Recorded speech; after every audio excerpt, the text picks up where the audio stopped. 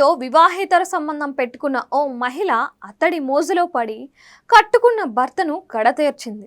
చంపేయడమే కాకుండా గుండెపోటుతో చనిపోయాడని నాటకాలు ఆడింది. ఎవరికీ అనుమానం రాకుండా ఉండేందుకు దహన సంస్కారాలు పూర్తి చేసింది. 3 నెలల కిందట ఈ దారుణ సంఘటన జరిగింది. ఇప్పుడు నిందితుడు తనంతట తానుగా పోలీసుల ఎదుట లొంగిపోవడంతో ఈ దారుణం వెలుగులోకి వచ్చింది. హైదరాబాద్ ఎల్లారెడ్డిగూడ జయప్రకాష్ నగర్లో శిఖరా అపార్ట్మెంట్లో కెమెరా టెక్నీషియన్ విజయ్ కుమార్, భార్య శ్రీలక్ష్మి, 2 మగపిల్లలు నివాసం ఉంటున్నారు.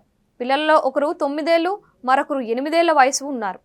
బోరబండకు చెందిన 30 ఏళ్ల రాజేష్తో శ్రీలక్ష్మి వివాహేతర సంబంధాన్ని కొనసాగిస్తోంది. తమ మధ్య భర్త అడ్డుగా ఉన్నాడని శ్రీలక్ష్మి భావించింది. అతడిని చంపేయాలని ప్లాన్ వేసింది. భర్త పేరిట మేడ్చల్ ఎల్లారెడ్డిగూడలో సొంత ఇల్లు ఉన్నాయి. భర్తను చంపేసి ఆ ఇళ్లను అమ్ముకొని ఆ డబ్బుతో ఎంజాయ్ చేయడానికి పథకం పన్నింది. పథకంలో భాగంగానే ఎల్లారెడ్డిగూడలో ఉంటున్న ఇల్లు వాస్తు బాగోలేదని చెప్పి శిఖరా అపార్ట్మెంట్కు నివాసం మార్పించింది. ఇదిలా ఉంటే విజయ్ కుమార్ను చంపేందుకు వి రామారావు నగర్కు చెందిన పటోల్లా రాజేశ్వర్ రెడ్డి, ఎండి మొహతాబ్ అలియాస్ బబ్బాను రాజేష్ సంప్రదించాడు. వారికి ముందస్తుగా కొంత డబ్బు ఇచ్చాడు. గత ఫిబ్రవరి 1వ తేదీన ఉదయం పిల్లలను స్కూల్లో దింపి రావడానికి భర్త ఇంటి నుంచి బయటకు వెళ్ళాడు.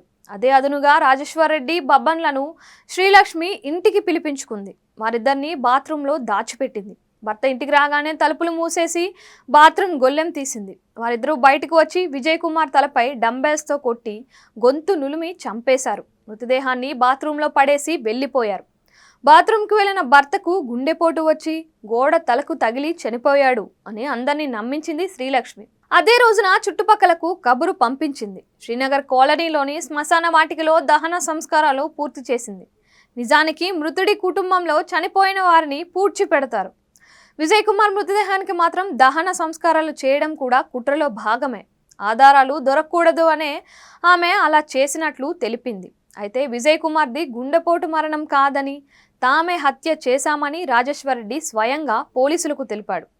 హత్య చేసిన నాటి నుంచి తనకు మనశ్శాంతి లేకుండా పోయిందని, అందుకే నేరాన్ని అంగీకరిస్తూ పాప పరిహారం చేసుకుంటున్నాను అని తెలిపాడు.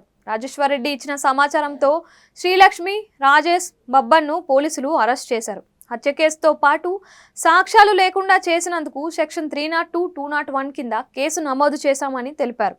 కాగా సుపారీ పంపకాల్లో తేడాలు వచ్చాయా, లేక ఆమె తనకు కోరిక తీర్చలేదన్న కక్షతో నిందితుడు లొంగిపోయాడా అన్న అనుమానాలు అయితే ఉన్నాయి.